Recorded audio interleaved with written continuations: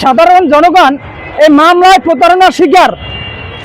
লক্ষ লক্ষ মামলায় এই দেশে পেন্ডিং রয়েছে, যে মামলার কোনো সাক্ষী খুঁজে পাওয়া যায় না এবং বিচার বিভাগ এই মামলার নিষ্পত্তিও করতে পারে না। বাংলাদেশে যে কত উকিল আছে, তারা এক একজন উকিল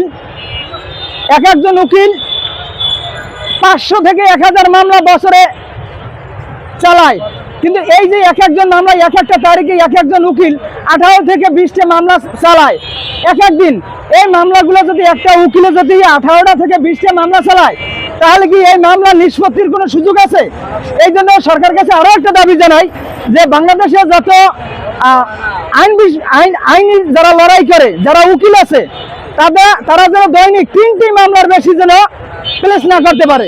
3টি মামলা তাদের জন্য সরকার নির্ধারণ করে দেয় যে দৈনিক 3টি মামলা সে করে প্লেস করতে পারবে। একাধারে 20টা 25টা 10টা এই মামলাগুলো যেন পরিচালনা না করতে পারে।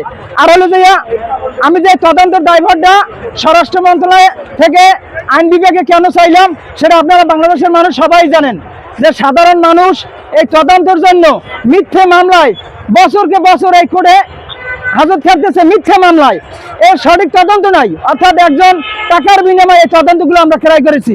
আর যদি এটা বিচার বিভাগের মাধ্যমে যদি এই তদন্তগুলো হইতো, তাহলে আমরা সঠিক ন্যায় বিচার পাইতাম।